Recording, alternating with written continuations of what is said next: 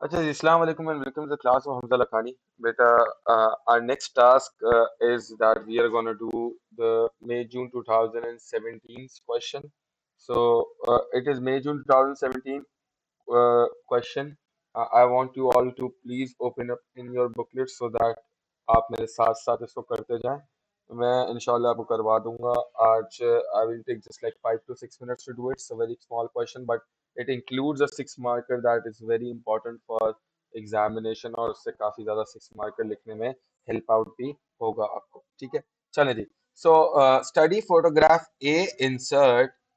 Describe the type of farming shown in the photograph. तो क्या farming दिख रही है मुझे? अच्छा, मुझे दिख रहे हैं कि किस तरीके से the the animals are quite out a lot. अब याद रखिएगा, जब ये एनिमल वाला फार्मिंग के मेथड इसमें तीन आते हैं. तो इधर दे कैन बी ट्रांसह्यूमंस, और दे कैन बी नोमैड्स, और दे कैन बी सेटल्ड. अच्छा, कोई पक्के घर नहीं दिख रहे तो सेटल्ड वाला ऑप्शन खत्म हो गया. पहाड़ वगैरह नहीं दिख रहे तो उससे वो ट्रांसह्यूमंस वाला ऑप्शन भी खत्म हो गया. लास्ट कौन सा ऑप्शन बना है बचा है बेटा? It's nomadic farming. तो last option that you could choose is what? That describe the type of farming shown. So it's a nomadic farming. And what is nomadic farming? क्या होती है नोमैडिक फार्मिंग में? सो यू कुड राइट, ठीक है ना. हाँ, अगर किसी ने इस पे हल्का सा डिपिक्शन करके ट्रांस ह्यूमंस लिख दिया है तो वो भी एक्सेप्टेबल होगा, क्योंकि it can be a base of foothill, base और फुटहिल ऑफ माउंटेन्स. और ट्रांस ह्यूमन यूजुअली शीप्स और गोट्स इस्तेमाल होते हैं तो वो, लेकिन अच्छी बात ये है कि अगर आप नोमैड ही लिखें, क्योंकि देखो नोमैडिक फार्मिंग वही फार्मिंग होती है जिसमें लोग एक जगह से दूसरी जगह ट्रैवल करते हैं अपने लाइफ स्टॉक के साथ. in order to attain what? In order to attain food and water. तो फूड और वाटर के लिए जब लोग एक जगह से दूसरी जगह ट्रैवल करें तो वो किसमें शामिल होंगे बेटा? उनकी शमूलियत होगी नोमैड्स के अंदर. ठीक है, so one could write that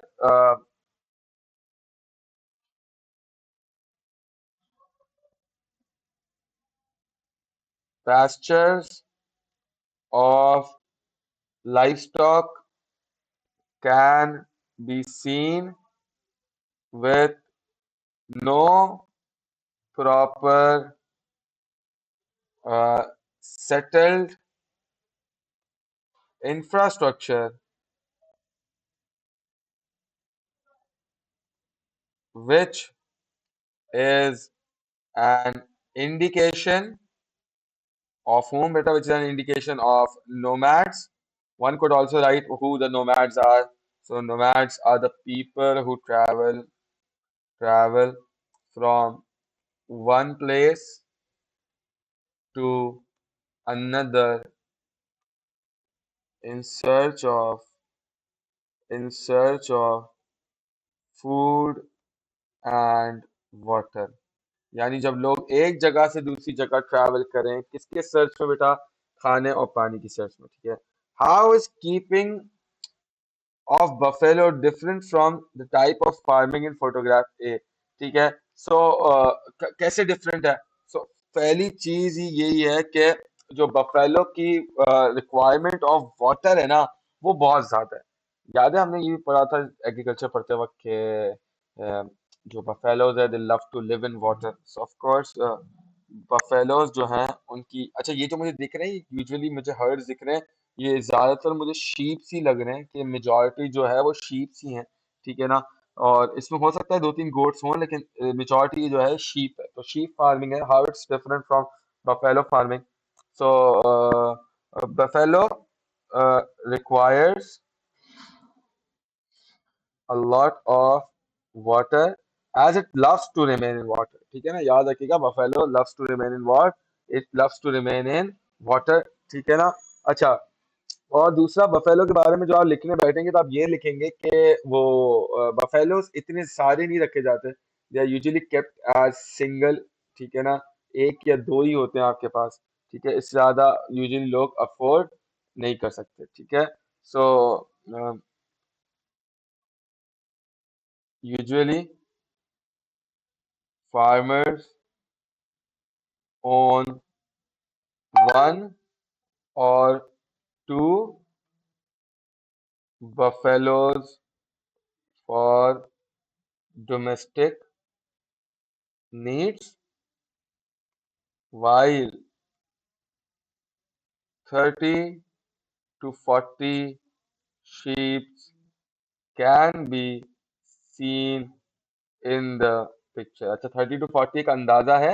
आप पागलों की तरह बैठ के प्लीज गिनने मत बैठ जाइएगा। To not waste time on such bullshit, ऐसे ऐसे ऐसी चीजों के ऊपर आप अपना टाइम जाया नहीं करेंगे, ठीक है।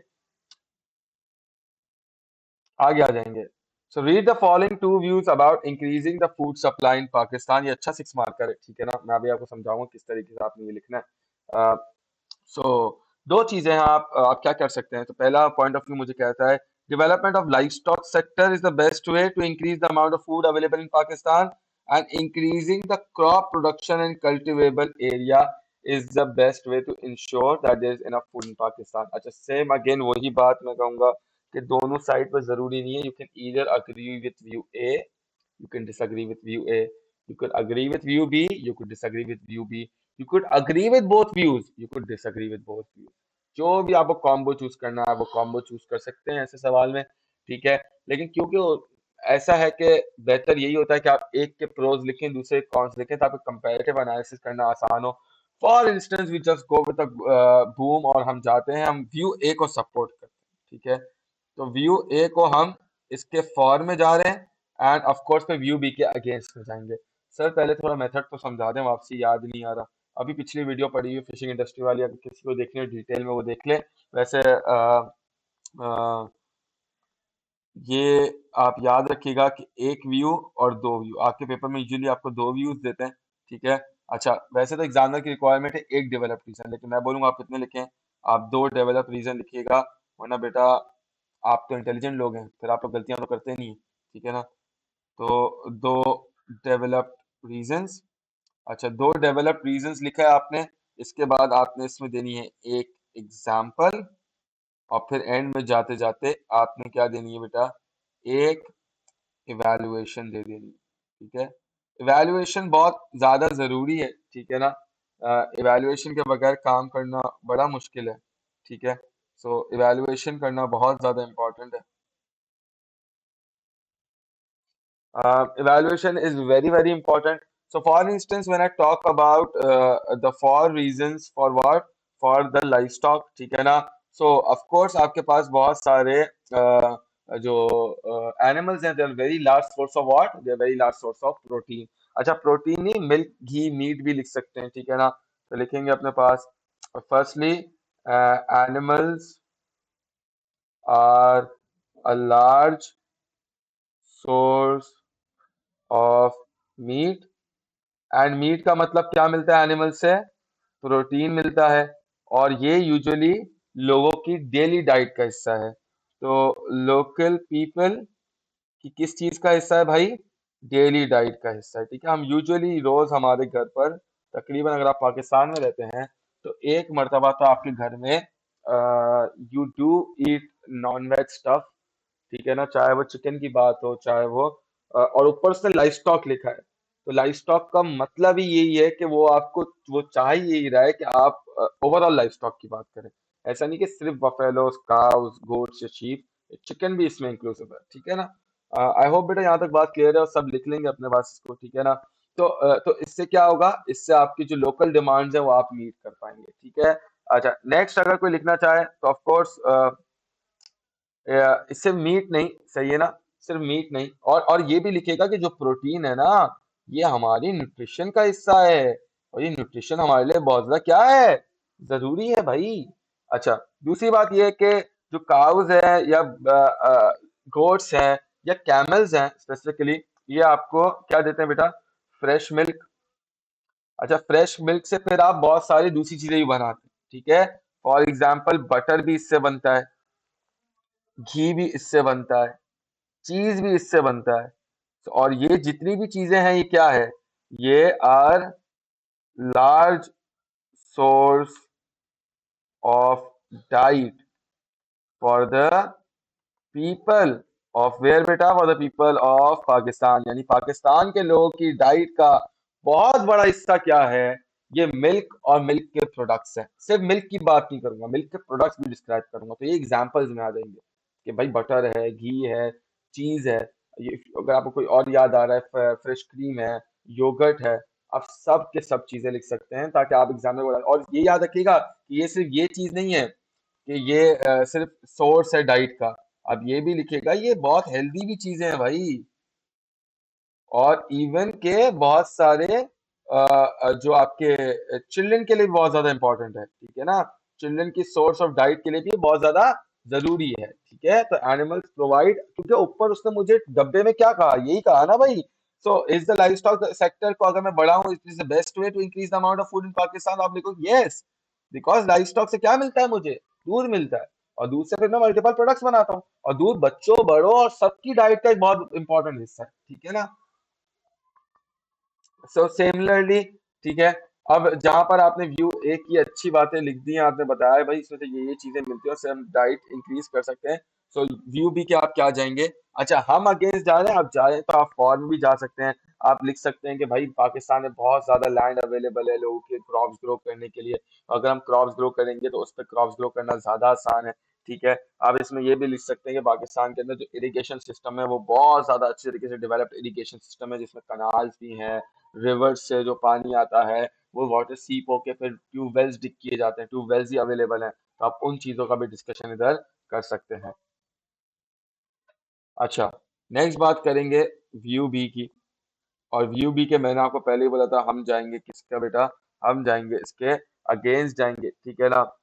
सो पहली चीज ऑफ कोर्स आप लिख सकते हैं कि पाकिस्तान में सबसे बड़ा प्रॉब्लम ये है कि लोगों की डिमांड को पूरा करने के लिए जब आप क्रॉस पे रिलाई करेंगे, तो जब आप क्रॉस पे रिलाई करेंगे तो बहुत ज्यादा ओवर कल्टीवेशन होगी, क्योंकि पॉपुलेशन बहुत ज्यादा है ना। तो अगर हम कल कल वेज खाना शुरू कर दें, तो वेज के इतनी आवाम को वेज का स्टफ पूरा करना वो पाकिस्तान के लिए इटसेल्फ बहुत डिफिकल्ट है, क्योंकि पाकिस्तान के पास इतनी ज्यादा प्रोडक्शन थोड़ी ना है कि हम सबको प्रोवाइड कर सके, ठीक है। तो आप पहली चीज लिख सकते हैं, to meet the demand of local crops के लिए, तो क्रॉप्स को क्या करना पड़ेगा बेटा आपको, इसकी ओवर कल्टीवेशन करनी पड़ेगी। और ओवर कल्टीवेशन करने का क्या मतलब है कि सॉइल बहुत ज्यादा जल्दी क्या हो जाएगी, अन- अ, अ, जो soil will lose its fertility very quickly, ठीक है ना। तो soil will lose its fertility, क्योंकि जब आप एक जगह पे मल्टीपल जगह पे क्रॉस पे क्रॉस ग्रो करते रहेंगे, तो जाहिर सी बात है उस जगह की जो फर्टिलिटी है, उस जगह के जो न्यूट्रिशन का अमाउंट है, उस जगह के अंदर जो जो न्यूट्रिएंट्स का अमाउंट है, मिनरल्स का अमाउंट है, वो दिन ब दिन क्या होता जाएगा, कम हो जाएगा। और फिर आपकी soil would convert into what बेटा, would convert into unfertile soil, ठीक है। आप इसको फिर आगे जाके इस चीज से भी कनेक्ट कर सकते हैं कि जब ओवर कल्टिवेशन ऑफ क्रॉप्स होगी तो soil will lose its fertility and future generation के लिए क्रॉप्स अवेलेबल नहीं होंगे, ठीक है। जिसको आप अनसस्टेनेबल एग्रीकल्चर भी कह सकते हैं, ठीक है। तो आप इसको लिख सकते हैं अनसस्टेनेबल एग्रीकल्चर। देखिए अनसस्टेनेबल एग्रीकल्चर का मतलब क्या है, अनसस्टेनेबल एग्रीकल्चर का मतलब है कि मेरे फ्यूचर जनरेशंस के लिए जो एग्रीकल्चर की चीजें हैं वो अवेलेबल नहीं होंगी। अच्छा, एक बात और मैं आपको इधर बता दूं कि यार देखें, आप अगर इस क्लास में आए हैं तो मैं ये एक्सपेक्ट कर रहा हूँ कि आपको पहले से चीजें पता होंगी। यानी मतलब ये आप अनसस्टेनेबल सस्टेनेबल एग्रीकल्चर ये पहले से नोट से बुक से मेरी पढ़ के आए होंगे। तो pretentiously I am thinking that you done that, if you not done that तो जाहिर सी बात है जितने भी टर्म्स इस्तेमाल करो आपको समझ नहीं आएंगे। तो इसके लिए सबसे पहले जरूरी है कि आप जाके नोट्स पढ़ें, उससे टर्म्स सीखें, उसको याद करें और फिर आए पास पेपर्स करने। अगर आप पास पेपर्स कभी भी नोट्स या बुक रिवाइज करने से पहले करेंगे तो जाहिर सी बात है आपको चीजें कनेक्ट नहीं कर पाएंगे और आपको चीजें समझ भी नहीं आएंगी, ठीक है ना। तो सबसे पहले जरूरी है आप नोट्स और बुक पढ़ लें जाके। व्यू बी में नेक्स्ट चीज क्या लिख सकते हैं भाई, ठीक है। सो ये लिख सकते हो कि मिसमैनेजमेंट बहुत ज्यादा है, ठीक है। फिर ये भी हो जाता है कि बहुत ज्यादा आपका जो क्रॉप प्रोडक्ट है वो बीच में रॉटन हो जाता है, खराब हो जाता है ट्रांसपोर्टेशन इश्यूज की वजह से। तो आप लिख सकते हैं mismanagement of crops, a lot of crops due to due to what, due to stockpiling. बहुत सारे फार्मर्स है ना स्टॉक पाइल करते रहते हैं, जमा करते रहते हैं, जमा करते रहते हैं, जिसकी वजह से क्या होता है कि फिर आपके पास क्रॉप्स की अवेलेबिलिटी कम हो जाती है। तो ये तो है कि भाई क्रॉप को बढ़ा सकते हैं, लेकिन क्रॉप को बढ़ाने के बाद भी क्रॉप को सस्टेन करना बड़ा मुश्किल है। तो ये क्योंकि सब्जियां हो गई, फ्रूट्स हो गई, बहुत जल्दी क्या हो जाते हैं, खराब हो जाते हैं, ठीक है ना। So a lot of crops, अच्छा इधर लिख लीजिएगा, get rotten due to what, due to stockpiling. वो महंगा करने के चक्कर में जो स्टॉक पाइलिंग करी जाती है, ठीक है, उसकी बात इधर करी जा रही है, ठीक है ना। स्टॉक पाइलिंग करना, जमा करना, ठीक है, ताकि बाद में महंगा करके बेचा जा सके। और mismanagement, everyone does not receive crops at same prices and quantity, यानी हर किसी के लिए एक्सेसिबिलिटी नहीं है क्रॉप्स की, ठीक है। आप देखते हैं ना, जैसे रमजान आता है तो बहुत सारे हमारे दरमियान के ही लोग होते हैं जो बेचारे फ्रूट्स अफोर्ड नहीं कर पाते, क्योंकि वो जितने भी हमारे वेंडर्स हैं वो उसको इतना ज़्यादा महंगा कर देते हैं कि लोगों के लिए कौन से इश्यूज हो जाते हैं बेटा, लोगों के लिए अफोर्डेबिलिटी इश्यूज हो जाते हैं, ठीक है ना। आई होप सबको बेटा यहाँ तक बात क्लियर होगी, ठीक है। If it's understandable, I hope कि यहाँ तक चीज़ें क्लियर हो गई होंगी सबको, ठीक है ना। अगर आपको कोई भी परेशानी हो तो प्लीज़ नीचे कमेंट बॉक्स में लिख के मुझे भेज दीजिएगा। मैं इंशाल्लाह जैसे होगा आपको जवाब दे दूंगा, इंशाल्लाह अपडेट करता रहूँगा विद द चेंजेस, ठीक है। हम इंशाल्लाह एग्रीकल्चर के और पास पेपर्स अगली क्लास में ज़रूर करेंगे, ठीक है। चलें, जब तक अपना ख्याल रखिएगा बेटा। अल्लाह हाफ़िज़।